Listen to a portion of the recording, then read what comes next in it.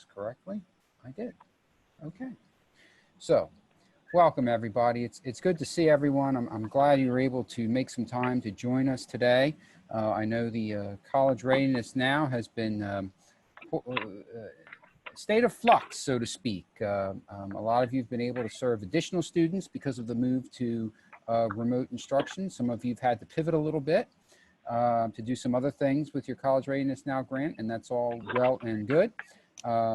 Many of you on the line know our presenter today, Osaze Gray. Osaze's worked with us for, I want to say 3 or 4 years, several years now, working with the council and the Center for Student Success, and also working with several of our community colleges, particularly in helping strengthening relationships with high school students and parents to recruit and retain students for the College Readiness Now programs. And I'm sure those of you on the line who've worked directly with Osaze could speak more directly about the successes you've had in your programs thanks to his expertise.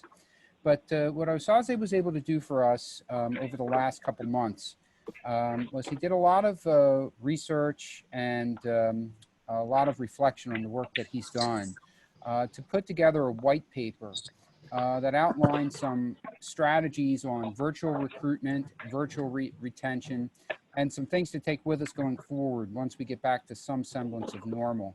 So the white paper is going to be ready by the end of this week, but we wanted to do a webinar with a high-level overview of what's going to be in it, as well as address any questions you might have for Osaze about this particular topic.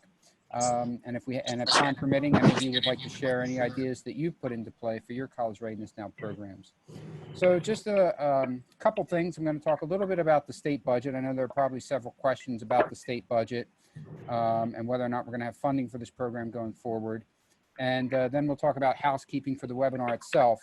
And then we'll turn it over to Osaze. So about the state budget. So many of you, as you know, the governor and the legislature created a quote unquote 5th quarter for this year.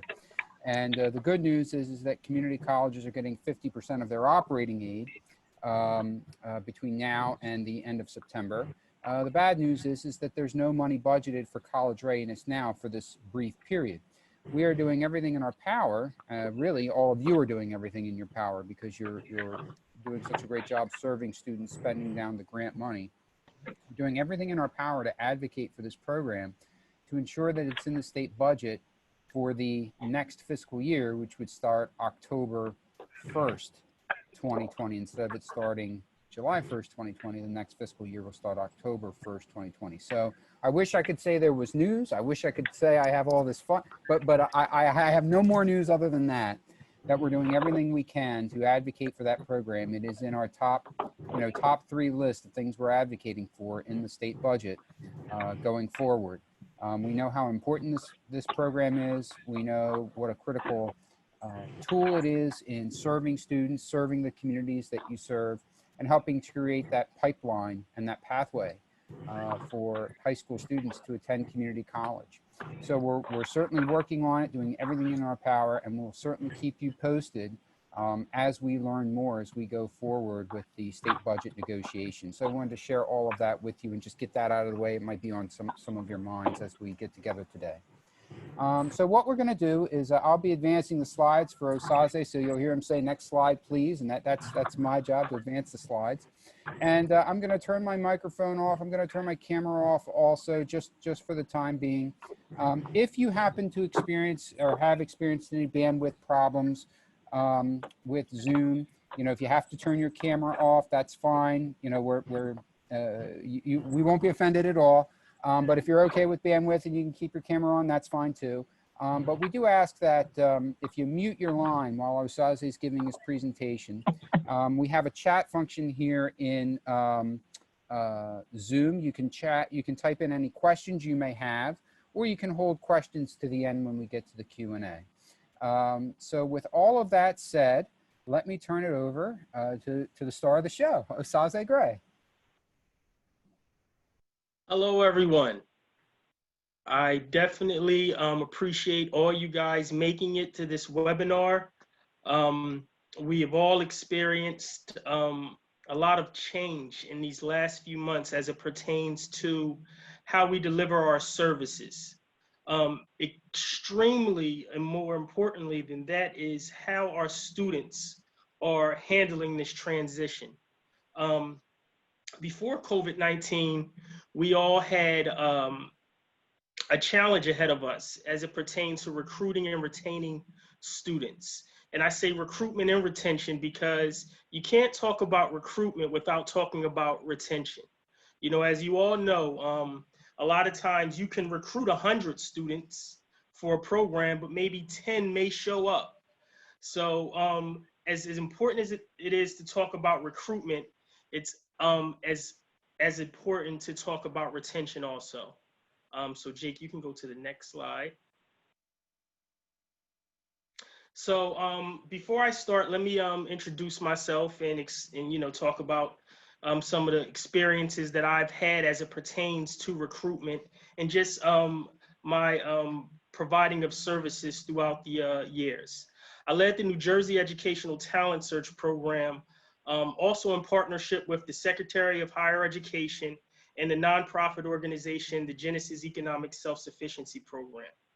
New Jersey Educational Talent Search Program was a program designed to address the needs of high-risk students in high schools that haven't been exposed to higher education at all, may not have been thinking about higher education until their senior years, and maybe struggled throughout the years as far as high school academically. So those were our target population in that program. I served as the program director for the First Day of College program from 2014 to 2016, and we recruited more than 4,000 students from high schools throughout the state of New Jersey for that program. First Day of College program was a program that actually went into these schools, mostly low-income communities, and targeted, again, high-risk youth that weren't thinking about college, honestly, until the fourth quarter as far as, moving forward as far as higher education. And, they wanted a last chance at, seeing if they could, achieve that goal. So what we did with that program was we set up tours in not virtual, but in-person sessions with students from their own particular communities that have attended those colleges. These were mostly all the nonprofit colleges throughout the state of New Jersey, colleges and universities throughout the state of New Jersey. And what we did was do a first day of college day. So what we did was we loaded up a bus or two of students from each high school, and we did tours. We sat and talked to students in roundtable discussions. They got to see the social aspect as well as the academic aspect of what college life was really about. Walking through dorms. A lot of them, not only their first time on a college campus, but sometimes their first time outside of their cities and outside of their communities. So it was a great opportunity to expose them and open their eyes to something that they might have visualized in their head, but not, been able to access, physically. And I can tell you firsthand that, it was a life-changing experience to see kids coming from Camden, Newark, Salem, and all over the state that, have never left their communities to walk on some of our beautiful campuses throughout the state of New Jersey, and just to realize that individuals like themselves, have achieved that goal. Individuals like themselves have not only graduated from college, but did great things and went on to move into different communities and help in different ways. So that was a program that I worked on for 2 years, and it was great. We had a lot of success, and we are looking to begin starting it again when things return back to normal. I served as the former executive director for the Genesis Economic Self-Sufficiency Program. And that program was based in Camden, New Jersey. And just like CRN, we went to the communities with low income, and we dealt with at-risk youth, and we basically worked with them and also their parents to move towards self-sufficiency. You know, self-sufficiency is all around education. Self-sufficiency is all around employment and, you know, just pursuing your dreams. So we had tutoring programs.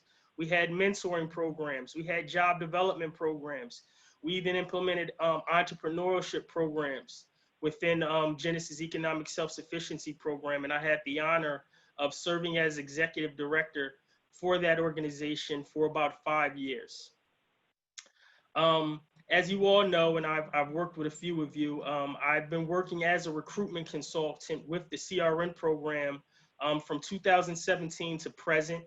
I hold this program dear to my heart because it wasn't a program that was available to me or students like me when I was coming up through the ranks as far as high school was concerned.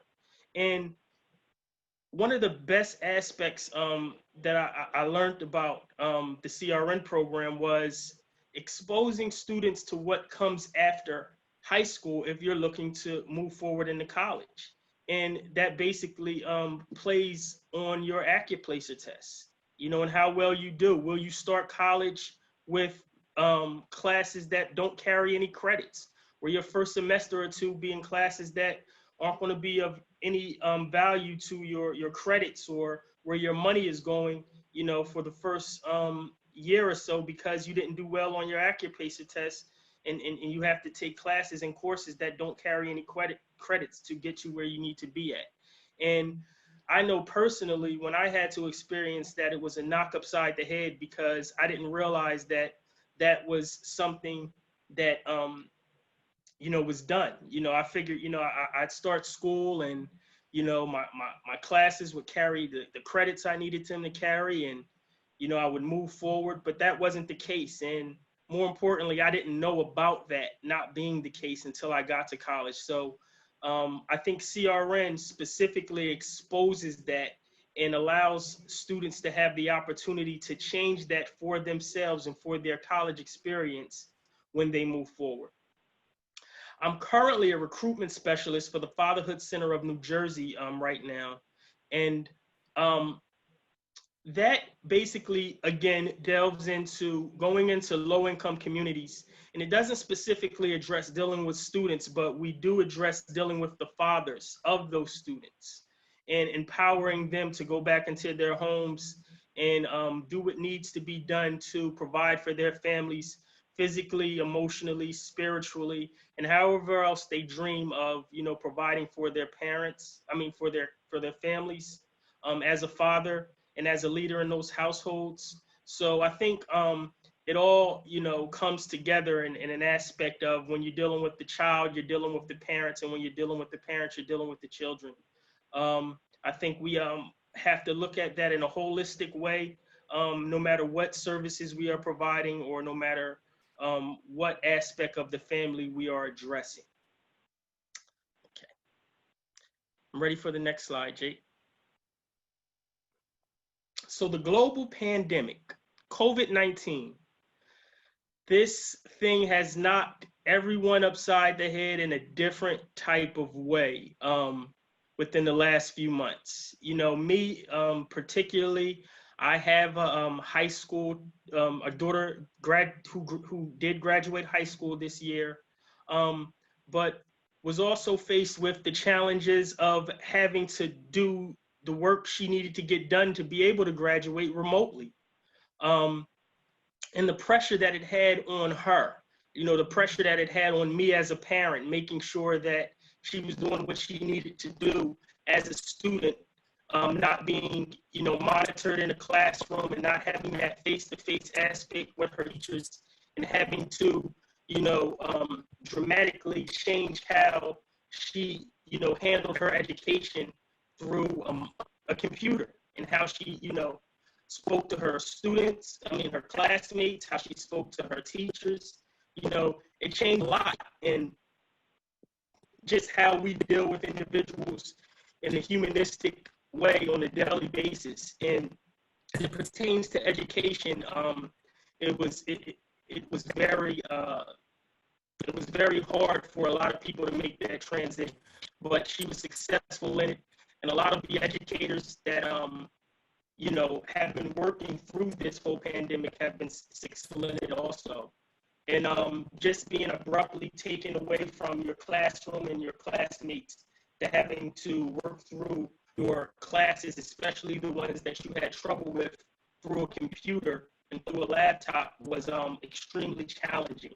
So it's something that I know, I faced as a parent and also as a service provider, and I know it's something that a lot of you as service providers and educators have had to deal with. So basically, this is why we're here. This is why we are addressing the virtual aspect of recruitment and retention. This is why you guys are, working with addressing how you provide education and how you provide services to your students. This COVID-19 pandemic has threw us all in the loop. Next slide. So we talked about the basic lack of access to technology that a lot of low-income students have had to face, during this time. So now we can talk about the poor connectivity issue also. I know in a lot of different areas, particularly one area I worked in, Cumberland, where there's, it's an extremely rural area, a lot of farmland, a lot of, just open space, those spaces to where as though phone connectivity and, internet access, are troublesome, like, the issues that we're dealing with now. That had to be a huge area of concern as it pertained to a lot of those students. So those were, that was a particular challenge. Inadequate academic preparation. Not in all CRN programs, but in a lot of them, we addressed students that, weren't basically on the ball as far as their education until, their senior years, and maybe some halfway through their senior years when they considered higher education and considered, college. So basically getting them up to that skill level in math and English that they needed to be at to be able to pass the Accuplacer test, to go into classes that qualified for credits and things that they needed to move forward as far as graduation. And then also, last but not least, lack of parental support for first-generation college students. Again, a lot of students face the challenge of not having parents that have gone through that level of education as it pertains to college. A lot of, our students that we deal with, a lot of times they are first generation as far as going to college. First generation, a lot of times, as far as considering college. So not having that parental support as it pertains to their college education, I think, plays a big part and is a challenge as it pertains to, not only navigating school, but also navigating school in a virtual environment. So what are the goals for CRN? The goals for CRN are to increase the number of college-ready students in math and/or English by the time they graduate high school by fostering community college and high school partnerships that improve student success. And that basically speaks to what our job is as it pertains to CRN facilitators and consultants like myself. It is important to get on the ground floor as it pertains to building these relationships with the high schools and administrators at the high schools. We don't know the students that we're looking to recruit. We don't know what type of climate and what type of predicament they may be going through and living in, some of the challenges they may be facing. We don't know that at a college level. So it's extremely important for us, and it is the goal of CRN to build on these relationships and also, develop that rapport with those guidance counselors, with those teachers, the ones that are working with the students we wish to serve on a daily basis, to make that connection, to identify who these students are, and also identify what those barriers are that we need to address. The COVID-19 pandemic has not changed this goal as it pertains to CRN. We still want to elevate them in those particular subjects, and we still want to cultivate those relationships as it pertains to college and high school administrators. what does success look like for CRN? The success for CRN is what we just spoke about, is us as community college service providers, as myself as a consultant, getting on the ground floor and developing those relationships with administrators, principals, guidance counselors, teachers, and most importantly, students and parents. Those relationships, those relationships were required as far as face-to-face meetings in our previous years as it pertains to cultivating those relationships and developing when and where we would meet these individuals. But now we have to look at what does success look like in a virtual environment as it pertains to developing these relationships. Because we don't have the face-to-face access to each other, what does success look like in a virtual environment as it pertains to CRN, and not just CRN, but recruitment throughout the board, and getting our high school students and the communities we wish to serve to a level that they need to be at to be successful in higher education. So the buildings are closed, but schools are still in session. You know, that's what we have to remind ourselves, and that's what we have to continue to implement in our students. Just because you don't have to wake up early in the morning and rush to school and make sure you get there on time as it pertains to your classes physically does not mean that school is not in session and you are required to finish what you needed to finish as it pertains to being successful and being able to graduate high school to move on to the next level. Recruit and retain students in a virtual environment. Strategies for recruitment will be unique to each community college. You know, as we all know, we all live in different areas of New Jersey, and different areas in New Jersey have unique aspects to what their community looks like as it pertains to some are high income, some are low income, some vary as far as ethnicity, some vary as far as just the culture of the community in itself, you know, whether it be a city or, you know, a farm town or, you know, a place that, you know, houses a lot of individuals or, you know, a place that, you know, doesn't. So we have to look at what is unique about the communities we wish to serve and what would be to the best benefit of the students and the people that we're reaching out to as far as how they are going to retain our information. The demographics in each community play a part a lot of times, sometimes, and even the language barrier. You might have a predominantly a Hispanic population in certain communities, to where as though your flyers and your marketing materials on how you reach your students and your promotional materials, you may have to put out in Spanish, maybe not just for the student, but for the parent who may not speak English. So when we're thinking about developing marketing materials and promotional materials in the virtual environment, we also have to think about a lot of those different dynamics as it pertains to who we're reaching out to and how do we want to grab them and what is the message we want to send. And most importantly, what can we put into those promotional materials that will grab and speak to the individuals we wish to serve. Colleges can use social media to recruit students using virtual campus tours, academic programs, school policies, and traditions that are crucial to the decision-making of the student. So in our virtual recruitment process, we want to look at, you know, what does your college offer? What programs, what traditions does your college offer that will make that student feel like home and make that transition that much better for them moving forward? So we did a little research, and according to Sprout,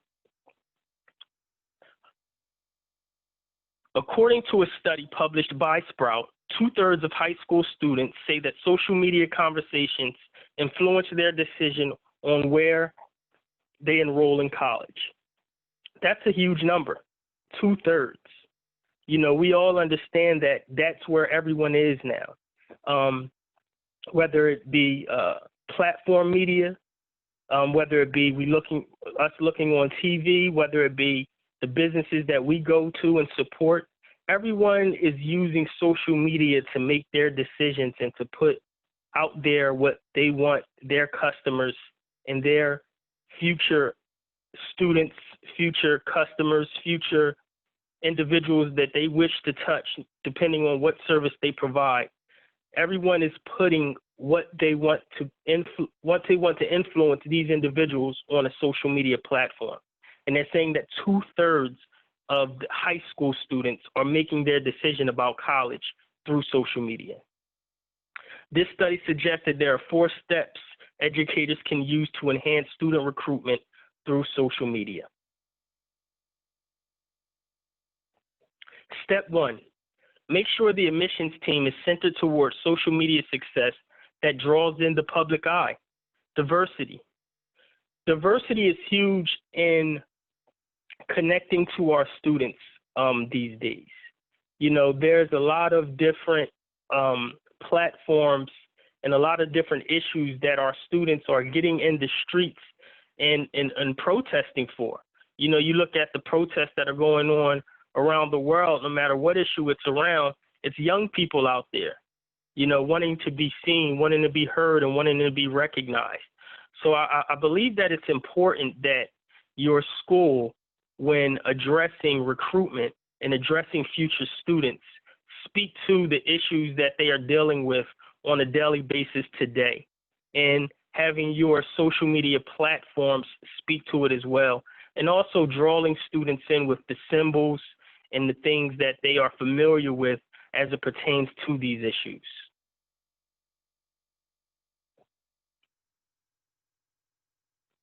Building a large virtual following. Now, this is important as far as it pertains to understanding what the trends are as it pertains to social media. You have a lot of different platforms as it pertains to social media with your Instagram, your YouTube, LinkedIn, Facebook, Twitter, you know, things that I haven't even heard about, you know, our students are involved in, you know, are engaging in on a daily basis. In order to build your number of followers, it's important to follow and understand the trends the social media sites are moving to. You know, you might not want to put anything on MySpace now because, you know, no one uses MySpace. You know, where are our students? Are they on Instagram? Are they on Facebook? Are they on Twitter? You know, these are the main sites and the main platforms that our students are engaging in now. So understanding that and understanding what students are there and what population is there to address and to, you know, reach out to the individuals we wish to reach out to is important when building your social media platform and building your following. Step 3, make content creative and interesting as well as post often so content can drive impressions. Creative content will draw the attention of future students and begin dialogue about your post in your institution. So as you can see on the picture, you know, we have to grab them in a different way and in a dynamic way. You know, you want your students to be looking at their phone and something reach out to them so much there to where though they grab their friend, you know, and pull them into the conversation. You know, they share your post, you know, they begin dialogue and conversations around, you know, what, you know, the subject matter is in your post. And it also shows that, you know, your institution cares about how they feel about that subject matter and is open to it on either side of the board as far as the conversation and the dynamic of what that subject matter may consist of.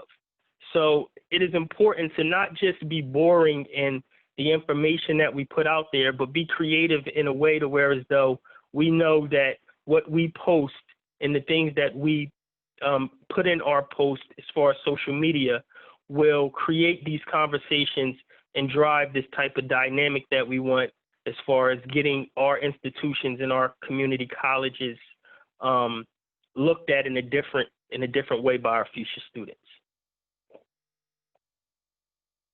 In step 4, make sure social media accounts have an easy to follow application linked to that potential student so they can directly apply to the college from each post on social media. So a lot of times it's important to catch students where they are. You know, a student can see something and engage in it, but if he has to go somewhere else to access more information or to begin the process that he or she needs to do to maybe fill out an application or inquire about, you know, some other things that may not have been, you know, on that site, make sure it's easy and accessible to them for them to do it right away. You know, something that they can click on immediately after reading something that takes them to the next place that they need to go to either finish an application or finish enrolling into a program that they think, you know, is cool and might be beneficial to them. You know, so it's very important to have that type of access and have that type of registry right there in the post to where as though they don't have to go look for it, that it be right there in front of their face and they can move forward on it immediately.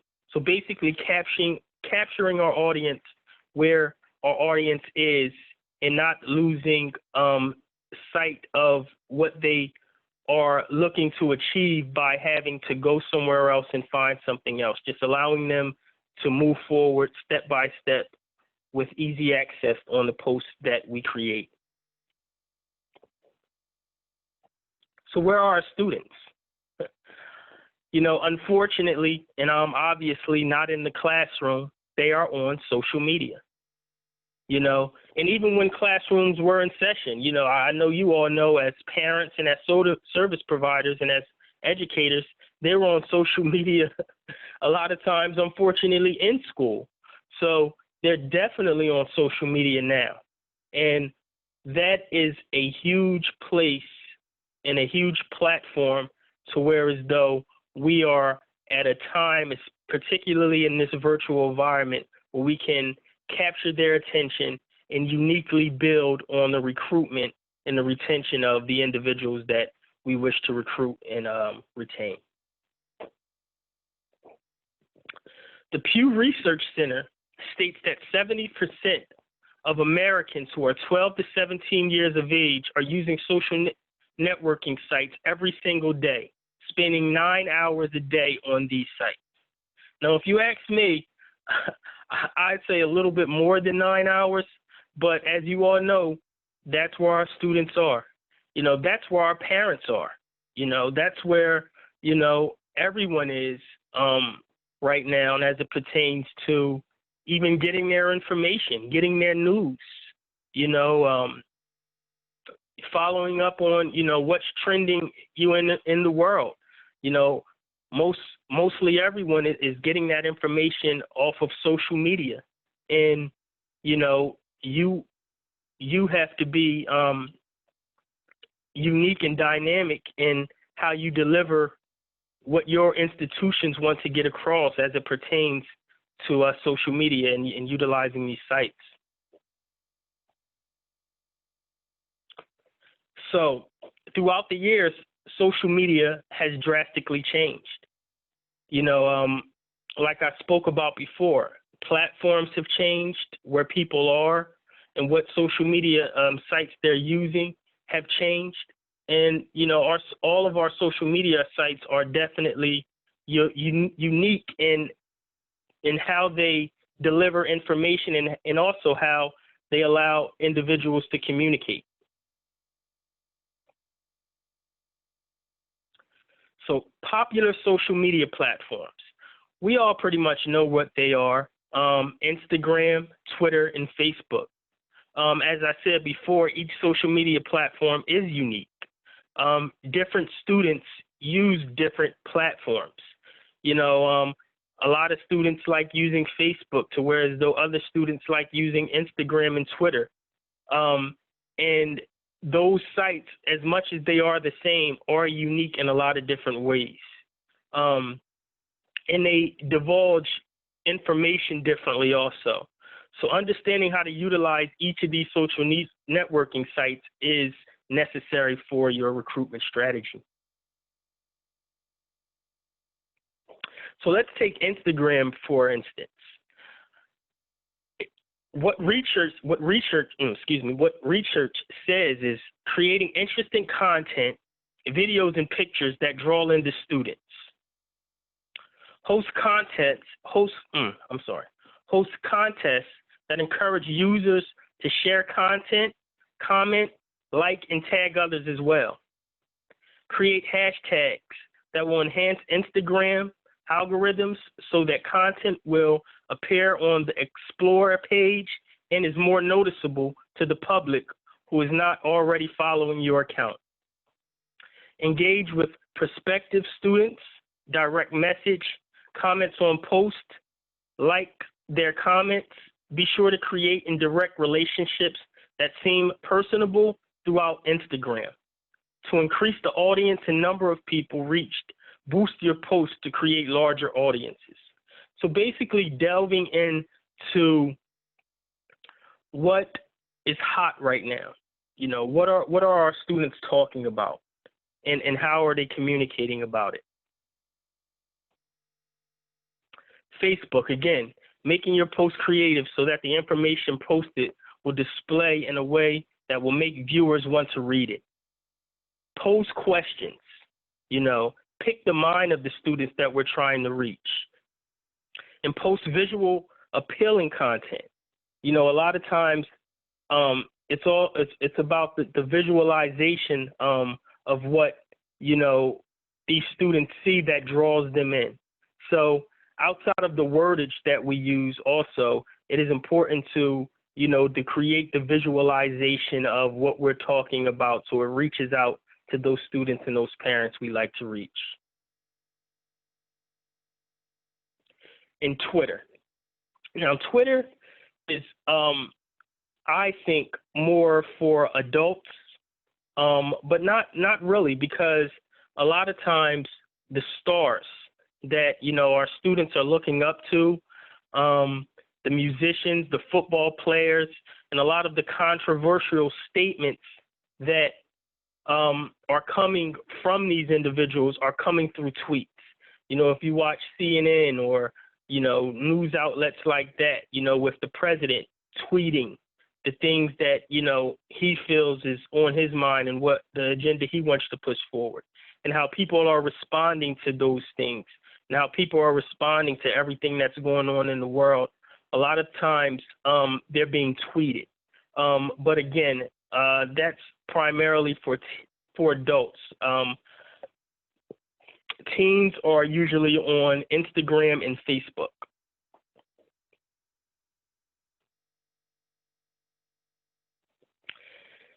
And again, what we just talked about, knowing your audience.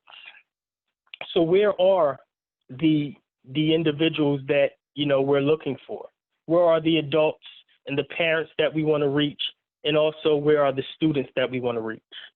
You know, Facebook is, you know, kind of neck and neck with, you know, as far as the access of how, you know, teens are communicating through social platforms and how adults are communicating through social platforms. But Facebook, I think, is falling off as it pertains to the teens. I think a lot of the adult population is using Facebook, to where as though our teens have transitioned, moved forward to YouTube and Instagram and things like that.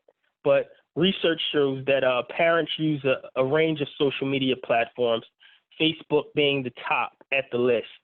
And as important as it is to reach out to the students as far as how they'll make their decision as far as college and higher education, it is just as important to reach the parents also, because they are the ones paying for it, and they also play a big part in the decision making of what students will be doing as far as moving forward, as far as their higher education.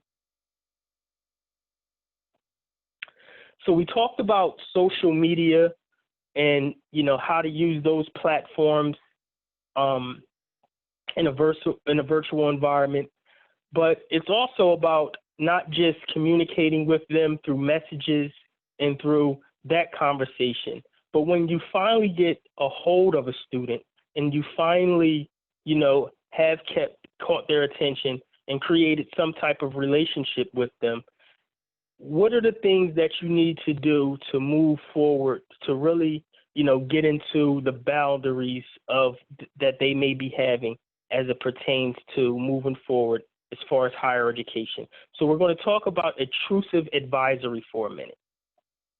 An intrusive advisory is basically a holistic approach to how we address our students to get past the red tape and find out what are some real barriers that, you know, they may be facing that they might not want to share.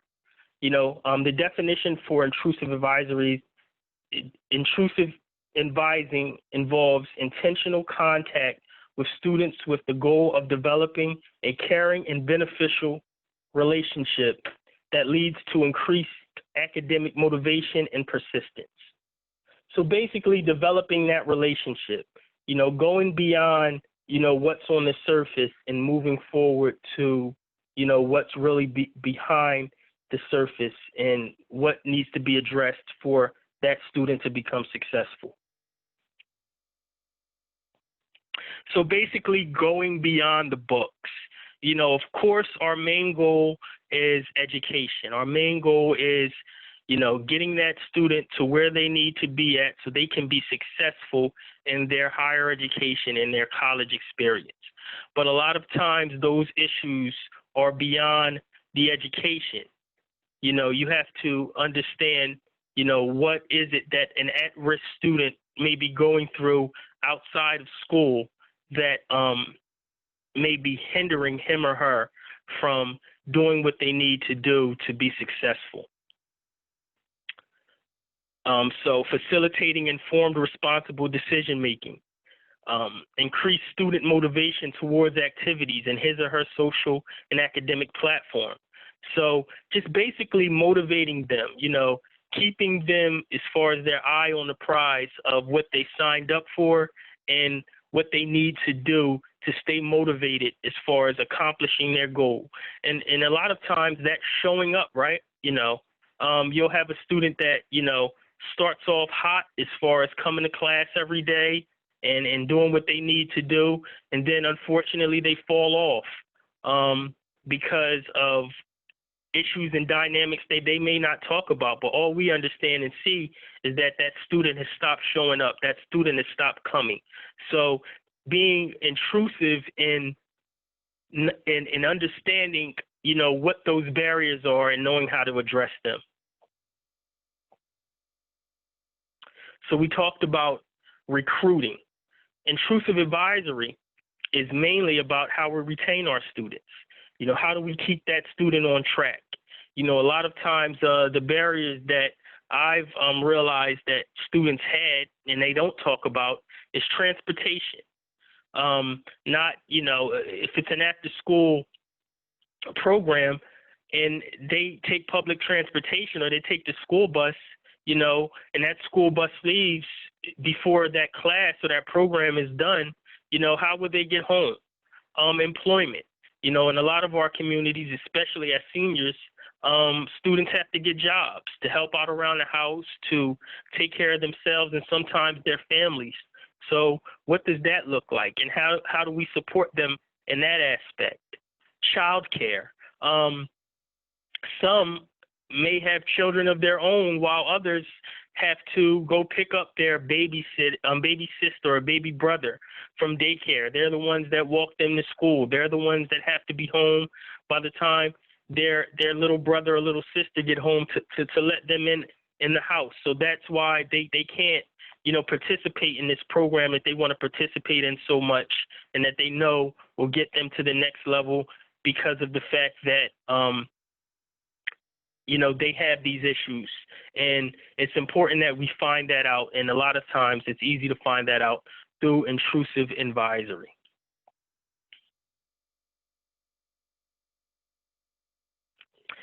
So when we return back to normal, how will we address CRN?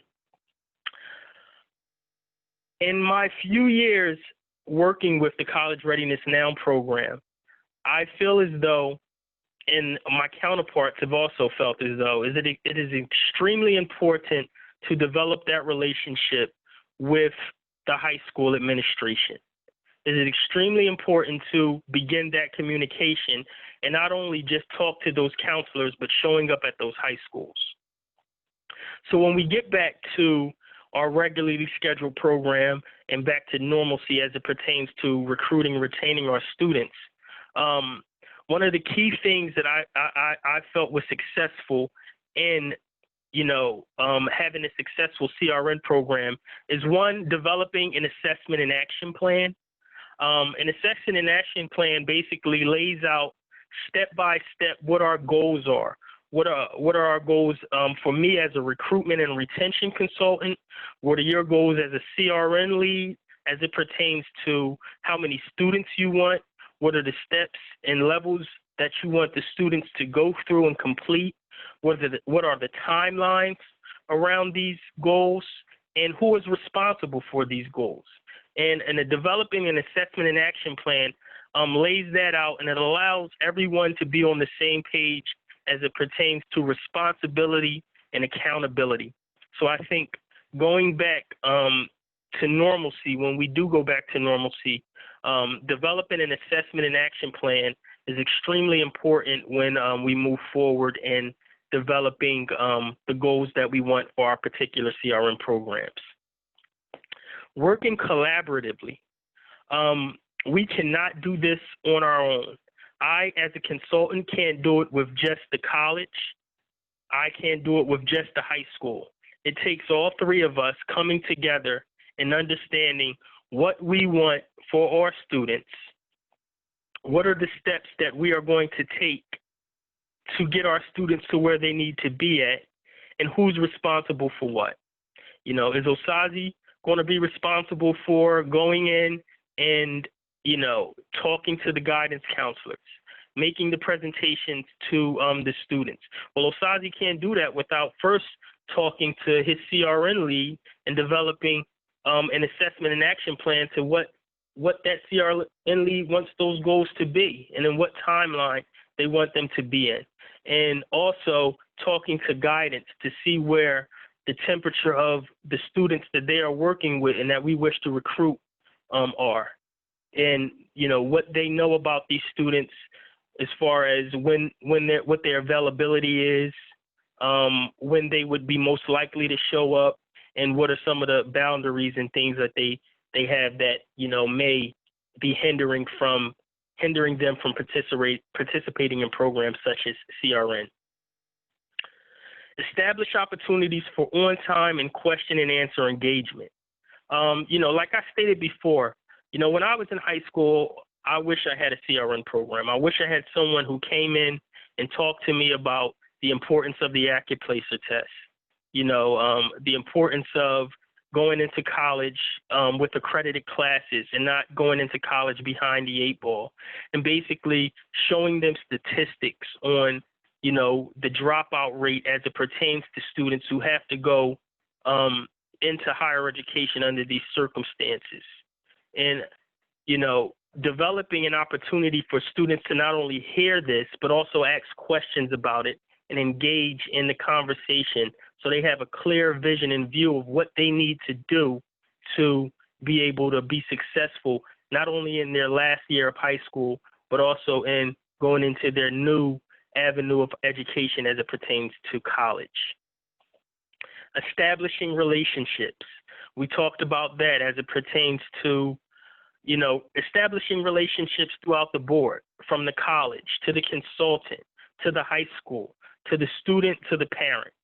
If everyone is engaged, you'll have a much better success rate as it pertains to getting done what we need to get done and being successful in moving our future students forward and going to college, graduating college, and attaining the goals that they wish to attain. Remote meetings. You know, I believe that even when things go back to normal, we will still have to use Zoom. We will still have to, communicate remotely through telephone conversation and things like that, depending on, how far, apart the colleges and the high schools are from each other. So, just maintaining that remote meeting access so that everyone can stay in communication and stay on the same page as it pertains to, getting done what we need to get done. Outreach. Outreach is extremely important. And outreach is just basically, again, someone on the ground floor calling a student that may have been showing up initially, but has fell off.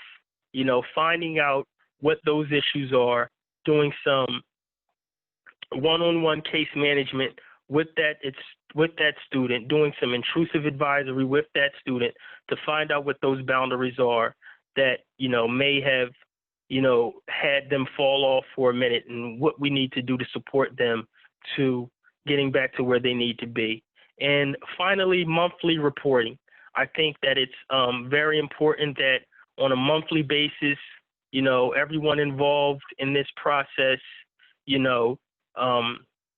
just give a layout of, the things and the steps that they've taken throughout that month that followed that initial assessment and action plan, so that everyone's on the same page and as everyone's accountable and responsible for their part in, bringing these young students up to where we all want them to be. All of us working in this field have, I believe, a love for what we do as it pertains to being change agents in the lives of the students that we're trying to reach.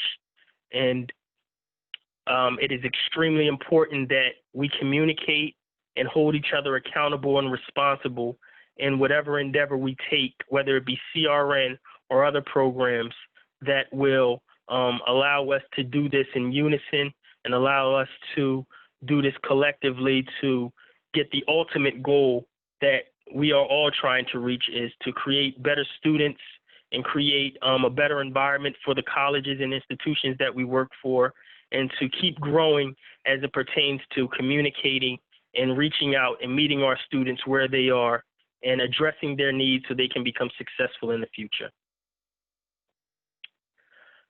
So that is the end of this particular webinar. Thank you guys for hanging in there with me, even throughout the technical difficulties.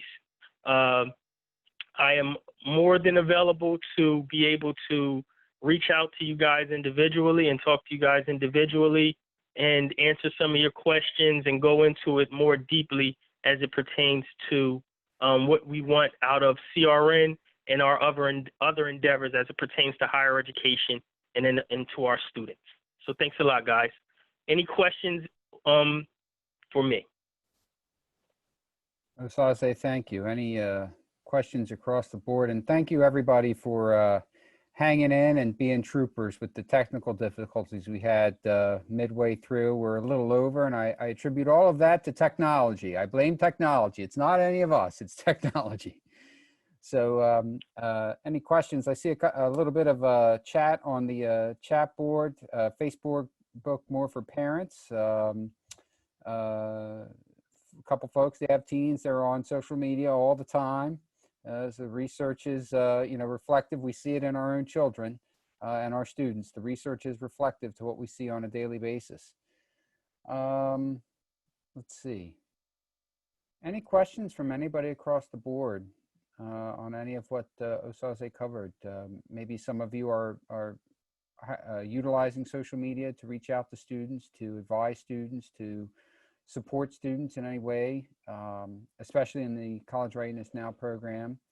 And maybe you found it to be very helpful, particularly in this remote instruction environment. If not, any questions, anything anyone would like to add to the conversation for the benefit of those of us on the line? Yes, how you doing, Jake? This is Dr. Jackson from OSHE. Dr. Jackson. There he is. Dr. Jackson has like 10,000 kids enrolled in College Readiness Now. He knows what he's doing, this guy. But Osaze, thank you so much for your presentation. It was very enlightening and very insightful. One of the things that I am, and we are actually, I shouldn't say I, my colleagues on here as well, Lane Chardine, is what about the fact that, or what would you recommend, or how can we combat the fact that the college might not go back in the fall? Well, our college is not going back in the fall. However, the school districts are planning to go back. So there's this kind of dilemma here. You know, I got to be remote, but the place who I mostly work with are going to be present, and they need to have something. You know, a lot of students have already asked us about testing for the fall. So, you know, how might we combat an issue like that? And I mean, not just to you, but just to everybody. What are some of the things people are thinking about combating those types of issues? So I'll start, if that's okay, Osaze and folks. So I know there's been a lot of talk, particularly on our statewide distance education affinity group. Many of our course designers and IT administrators belong to that group that the president's created a few years ago. There's been a lot of talk about testing being an issue across the board, not just for the College Readiness Now program, but for students in general, like recruiting students. I know many colleges are, you know, if they've been on the fence about it, they've found now to be the time to say, okay, well, we're doing multiple measures. I mean, I know Ken's talked about it on other meetings we've had down at Salem. They've done multiple measures now for years. I know Warren's been doing multiple measures for years. And I think that's one thing we can put in play if you folks think it would be helpful. You know, maybe we can use our collective wisdom here. Would there be, and obviously not a conversation for right now, but, you know, should we have College Readiness Now 7, and I knock on wood all the time that we will have it, you know, maybe this is one of those alterations we seek from OSHE. You know, is there an alternate method of assessment in some way, shape, or form other than an AccuPlacer? You know, could we identify students by all of the other means that we have? You know, maybe it's a certain GPA, obviously certain demographic. We're trying to help the low-income students and the disadvantaged students, so they do have equity in their education.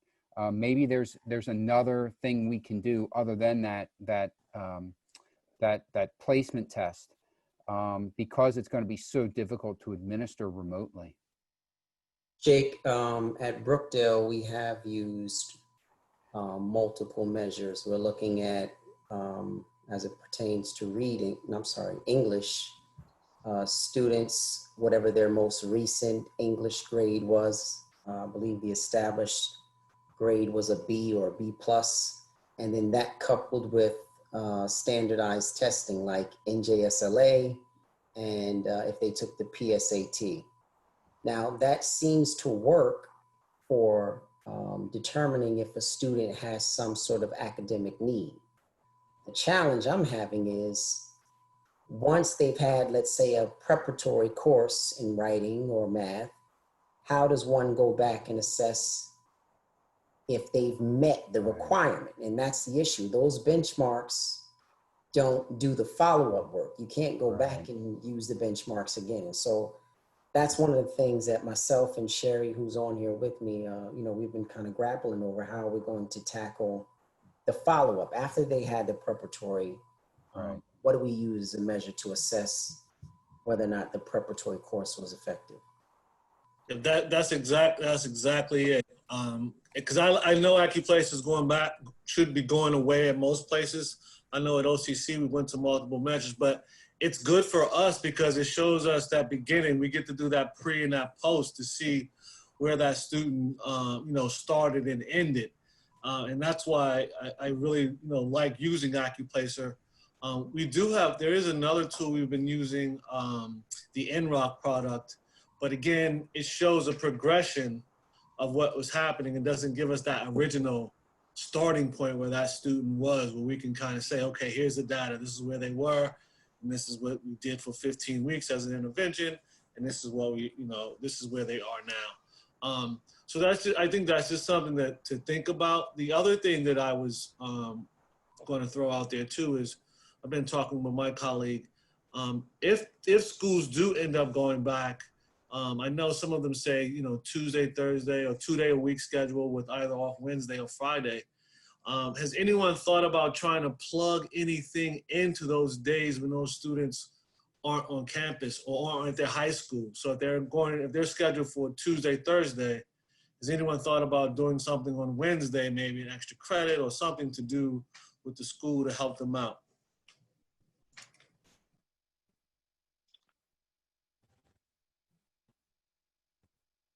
I'm sorry, are you referring to doing something in person, like at the high school, or are you still? No, I mean, so if they go to, so let's say on Tuesday and Thursday, they have to go to physical class. And then on Monday and Wednesday, they're remote. Has anyone thought about a plan for that day when they're remote, where they might not have to check into school, but they're supposed to be doing some type of educational thing? Right, okay. Yeah. I know a lot of instructors, even before COVID-19, you gotta turn off your used, turn off your mic. There we go. Let's try this now. I got you, Osaze. okay, I'm sorry about that. We're hearing you I twice. know a lot of instructors use tools such as Blackboard and other tools like that to, you know, communicate virtually with students and basically stay on top of what they needed to do as far as educationally, as far as assignments were concerned, and even some back and forth communication. I think Blackboard is one of the tools that allows you to use real-time, you know, access to what's going on with the students, to communicate with them, to kind of hold them accountable with the assignments that they need to do and they need to take, and also providing that instruction in real time when the student may be falling off or having some trouble and can't get that face-to-face communication with that teacher or that instructor.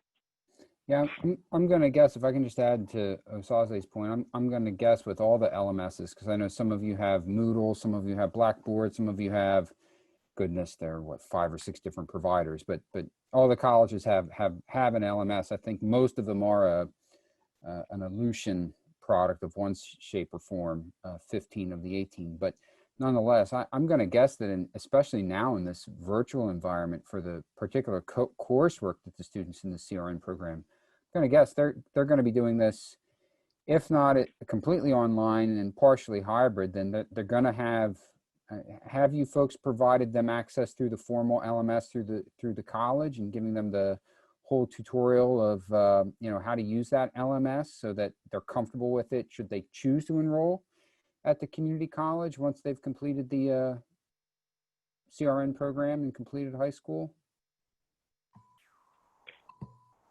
Yeah, I think that's a great point also, Jake, because of the fact that particularly or especially when you're dealing with already at-risk students who have been falling behind, you know, training them on how to use those tools such as Blackboard and things like that to, you know, get some of the resources and some of the help that they need, and, you know, working through some of the issues that they may have been fighting throughout their whole high school career, but really trying to tighten up, you know. And also, you know, it's important to also train them on how to use it, you know, not just throwing them in there and saying, well, hey, we're going to use Blackboard to, you know, communicate and, you know, teach you on the days that you have off, but, you know, maybe on the days that they are, you know, in the school, you know, training them on how to use those different avenues of education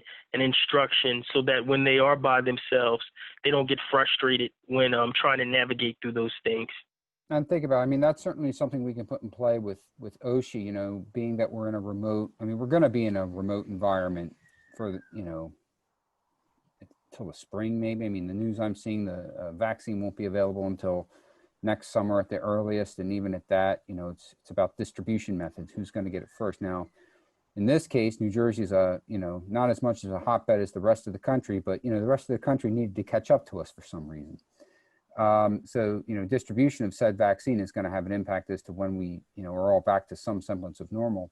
But my point is that, you know, I remember just from developing the grant guide and working with OSHE, you know, OSHE might be prescriptive in that, you know, it's not just about English skills, reading skills, and mathematics skills, but it's also the whole college knowledge. And the idea of acculturing, helping students become familiar with your college's LMS, and, you know, having that as part of the College Readiness Now program, I think that's an easy sell for us to OSHE. If you folks think that's a good idea, you can incorporate that as part of your College Readiness Now programs going forward. You know, we are looking, I mean, let's, you know, full transparency, we are looking at ways of strengthening this program. I mean, it is already strong, but I'll just throw an idea out there for all of you. You know, there are states and community colleges, specific community colleges, and a lot of you are going to like this idea. The work's going to be the challenging part, but there are states that are providing entry-level, industry-recognized credentials to high school students through dual enrollment right now.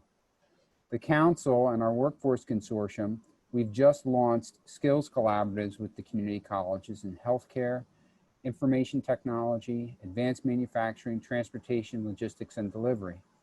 And who's to say we can't utilize this program to not only deliver college readiness, but also for students, give them an entry-level credential so they could get a job and they could work full-time or part-time in the summer, then enroll in your college. Maybe the job pays for it, or they take advantage of financial aid and CCOG, and they're working part-time, and then it becomes a stackable credential program where that first credential is while they're still in high school, they recognize the benefit of attending the community college and what the community college can do for them, and then boom, boom, boom, before you know it,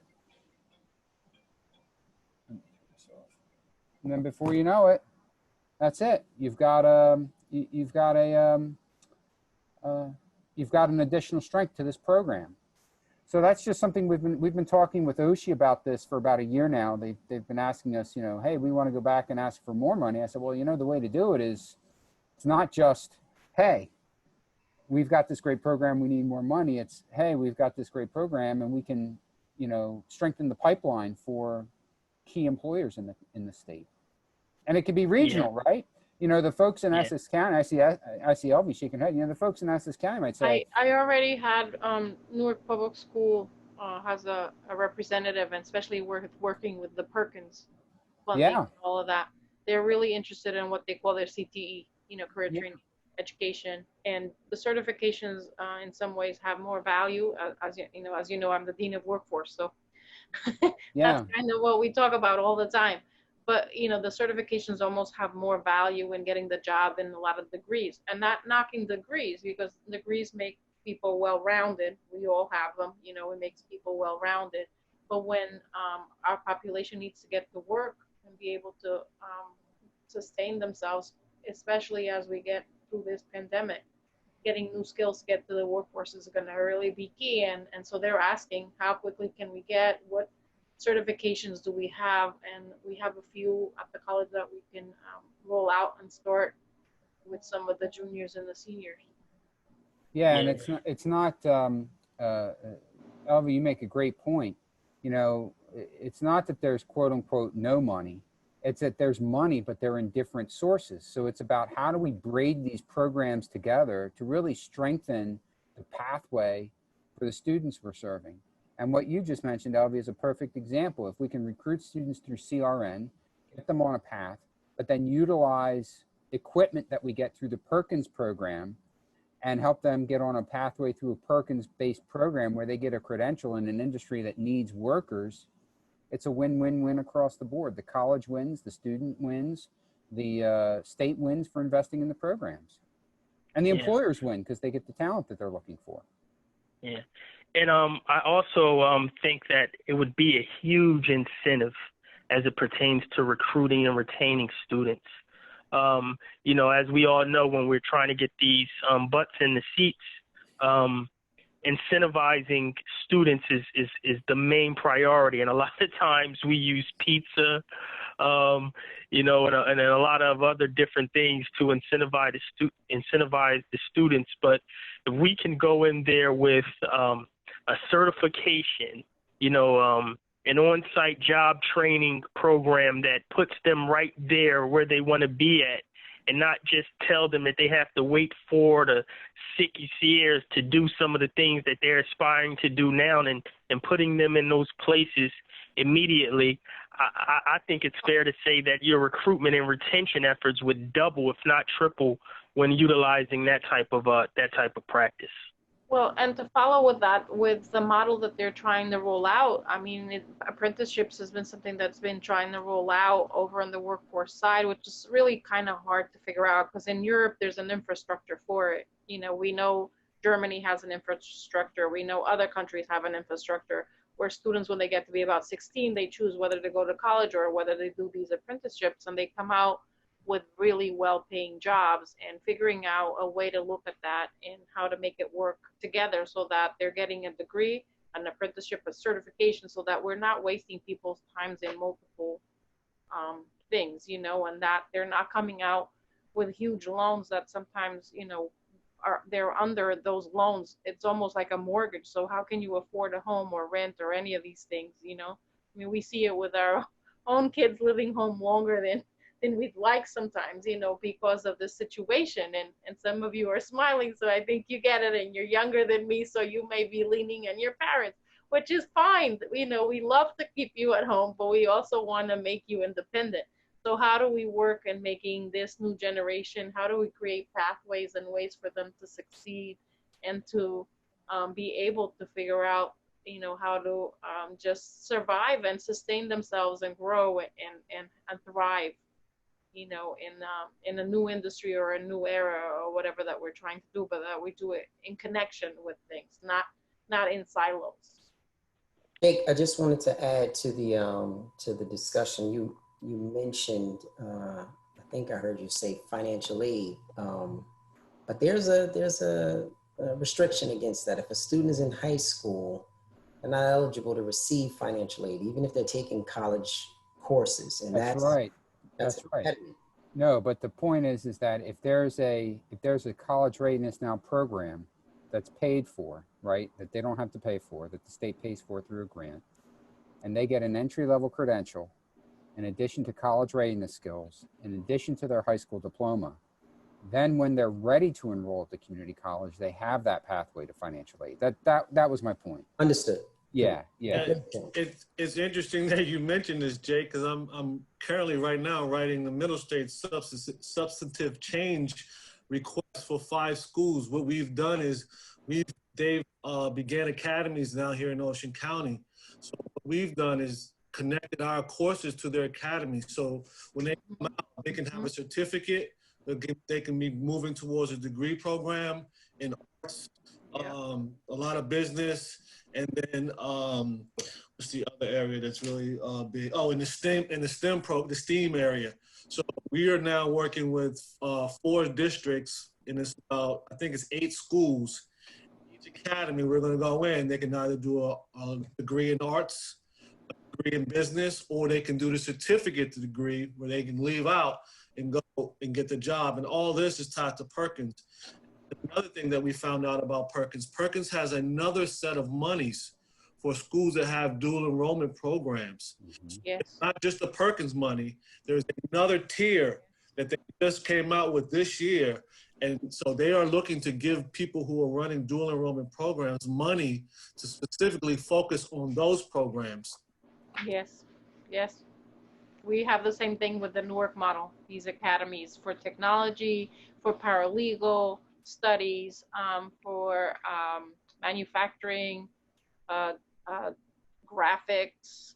So it's just different things. We just have to connect them with some of the degrees that we already have at the college, but then look at the certifications and see if there's a way to introduce the exams, preparing them to take those certification exams. Also, the Gains monies can be used for apprenticeships. We just wrote up a new course focusing on the Gains Grant apprenticeship program. Yes. Great.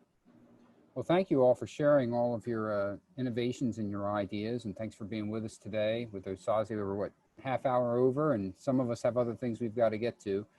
Anything else for the good of the order before we call it a Zoom meeting? No, I just wanted to again thank everyone for bearing with me and bearing with us as it pertains to this webinar.